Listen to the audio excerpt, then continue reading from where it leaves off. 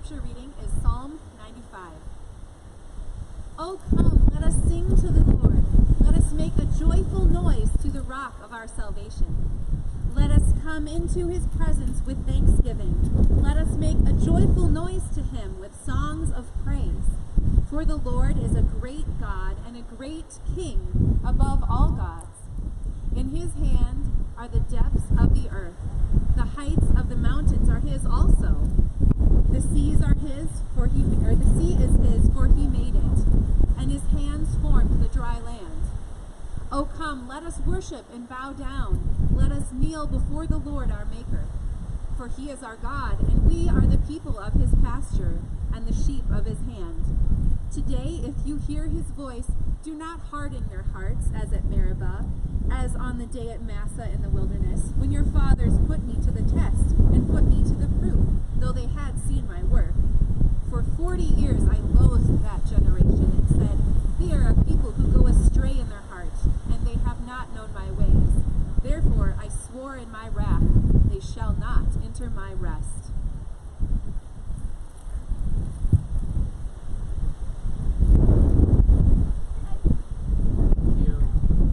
Bear with me for a moment. I have a minor disaster. All right, I found my coffee. We're good now. Jericho, I might need you up here in a minute. The swallows are getting awful close, and I know how much they like you, so if you're over here, they'll stay away from me.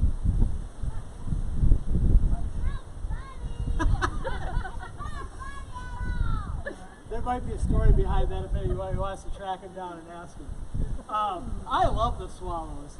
I think it's fun, but I really don't want to be hit in the head by one either.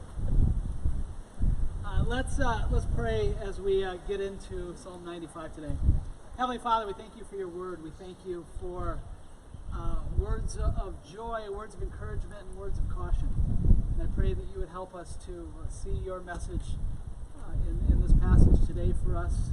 We pray that my words would be yours, and I pray that you would be glorified in all we do. We pray. Amen. So as we get started with this psalm, I want us to take a moment to try and use our imaginations. Good luck, Greg. Imagine, if you can with me, that you are one of the Hebrew people that's living in Egypt. You're a slave, in essence. You're living with your family in your homes in a land surrounded by your people, but you are forced to work each and every day under the close watch of the Egyptian guards. And each day they drive harder and harder. They push you to get more work done. It's not uncommon for you to be punched or to be beaten or whipped by a guard. And day after day they push more and more to produce more and more, get more done, do more with less, or else there will be consequences. Then one day, random day in the middle of your life, two guys walk up. They claim that they're on a mission from God. No black suits and sunglasses, but still. Their mission is to go and confront Pharaoh and demand that he let your people go. Rumors go around that one of these men is a man that you've heard stories of, who decades ago had been a Hebrew, one of your people. I think that's this. He'd been one of your people, but had been adopted by the daughter of Pharaoh and had lived in the royal court. But then one day he disappears. And he hasn't been seen for years and years and years. So you and your friends talk. For the first time in a long time, you're encouraged. There's a little bit of hope. Maybe this really is that Moses from those old stories. Maybe he really can do something. But there's also a lot of skepticism and a lot of doubt. What can really be accomplished by two 80-year-old men that show up in the middle of a random time and claim that they've been sent by God to do these miraculous things? Maybe they're just going to make things worse. And that thought really starts to reinforce itself when a couple of days later an order comes from Pharaoh that you're supposed to make more bricks than you made before, but you have to do it without straw, the binding agent that actually makes the bricks happen. All of a sudden your workload increases more than it's ever increased. The beatings get worse. More and more people then start pushing back, saying if this Moses just hadn't showed up, things would be fine. Everything would be okay. Why does he have to cause all these problems? Then you start hearing the stories. You start hearing the story about how his walking stick turned into a snake. You hear the story about how he turned the Nile River into blood. And the hope starts to build again. But then the frogs come. They're everywhere. There's slime covering everything in your house. Your water tastes like frog. Your bread tastes like frog. You go to bed at night and there's frogs in your bed. And then it gets worse. They start to die. And you're shoveling frogs like snow. Now let's pretend like Hebrew people living in Egypt know what snow is. You're shoveling them into the street, and there's piles of dead, rotting, smelling frogs, and you got no place to put them because there's so many frogs. And then once you finally start getting rid of the frogs, the gnats show up. And boy, are they annoying. You wish the frogs were back when the gnats showed up. But then right after the gnats are there, the flies come. And not only are they more annoying than the gnats, but they start wrecking crops. And they start hurting your livestock. And you start wondering if you have enough food for your family. And you're back to the doubts. You're back to losing hope. But then, all of the Egyptians' livestock dies. But yours is fine. And you start wondering, well, maybe there is hope again. And it's a blessing that your livestock are alive, except the Egyptians know that your livestock's alive and theirs is dead, and so they start causing problems for you. And so things get worse again. And then that gets worse when the Egyptians are all of a sudden hit by a plague of boils, and they're covered in boils head to toe. And all of you and your people are safe. At least in that moment, they're in too much pain to cause you too many problems. But you know what's coming down the road. Then hail comes and destroys all their crops, but it doesn't destroy your crops. And things are looking hopeful again. You see the plagues hitting them, but you're okay until the locusts show up. And they eat everything. All the plants, all the trees. There's nothing left. Back to that fear of where your next meal is going to come from, because they've eaten everything. That's followed by inexplicable darkness, covering all of the land of the Egyptians, but again, not yours. And you're seeing all of this stuff happen, all these incredible signs. You're hearing the stories of Moses' conversations with Pharaoh. And the people start believing again. You start believing again. Maybe God really is here. Maybe he really is on your side. Maybe, just maybe, those old promises that you grew up hearing, that one day you would be able to return back to the homeland, the land of Abraham and Isaac and Jacob, that someday you would be back there, that this slavery would be over.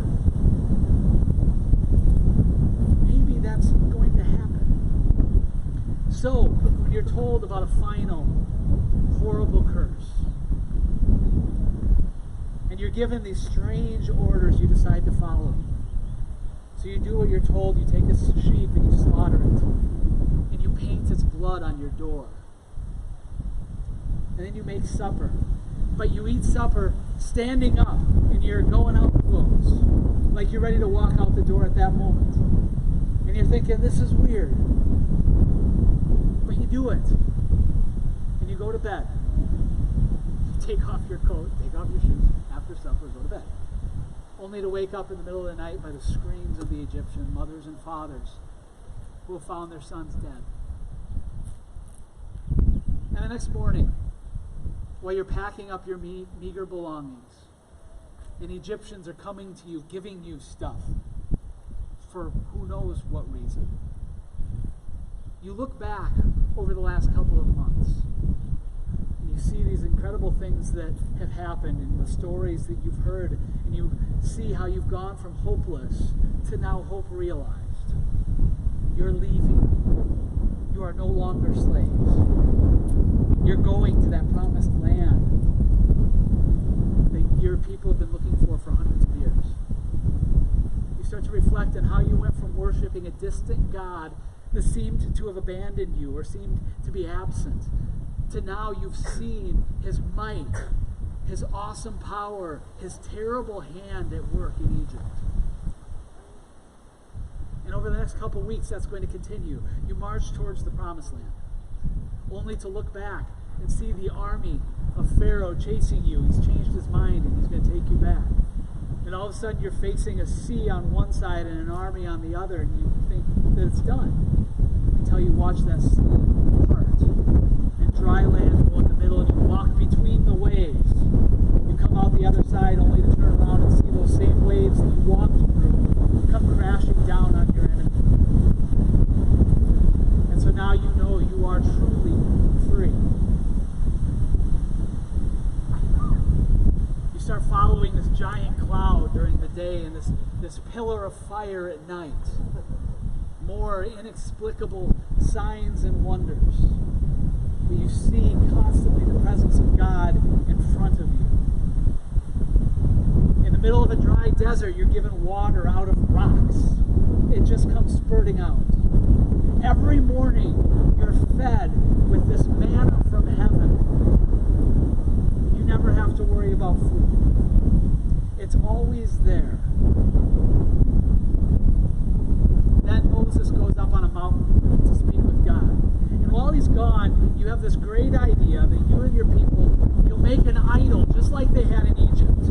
And you'll all bow down and worship because you're going to help Moses with that. As if that makes any sense at all. The God that's leading you so dramatically, you think you're going to put into some gold idol. And finally, well, that was fun. Get attacked by a table. Then finally you make it to that promised land. After weeks of travel all the time with Moses, you make it to the promised land. You send a few people over to see what you got to work with. And they come back and say it's incredible. It's green, it's lush, it's flowing with milk and honey. The problem is over the last couple of hundred years some people have moved in. And so now instead of just being handed this big empty land, you're going to have to work for it.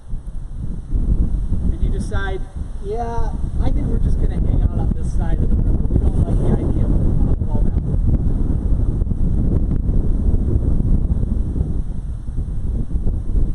And as time goes on, you find yourself complaining more and more and more.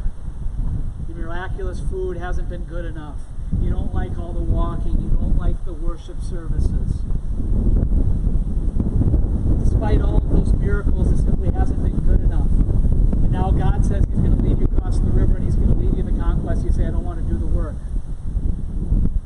And God's had enough. He says, that's not okay.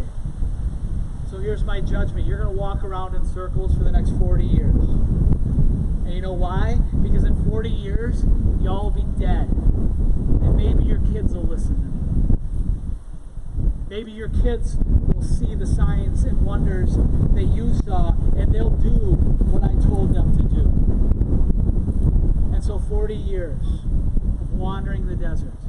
Because despite seeing all of those things, seeing all those incredible wonders and signs and miracles, experiencing it all, none of it's been good enough.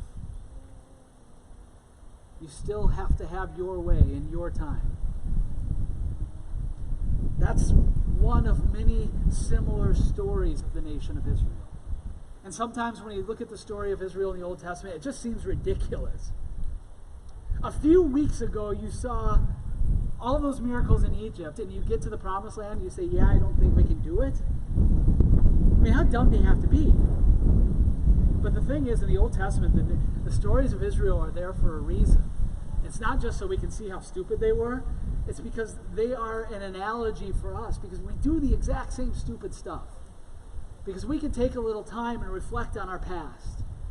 And we can see how God does incredible things with us. The times He's brought us through, the blessings He's giving us, the light that He shines in our darkest times, how He's proven over and over and over again how He's there for us in the big things and in the little things. But still we continue to rebel. We continue to try and do things our way. We continue to not trust that He has a big, powerful, incredible plan in front of us. We continue to be lazy instead of giving Him our all. That's what this Psalm 95, is focused on. When we look at God and who God is and everything that God's done, we can react to that in one of two ways. We can react to that like the Israelites did, whining and complaining, and eventually bringing punishments down on ourselves. We can react that way. We can be forgetful, ungrateful, lazy. Or we can respond as Psalm 95 begins. We can worship. And this isn't just any normal, ordinary, average worship. This is enthusiastic worship. This is worship with everything that we have.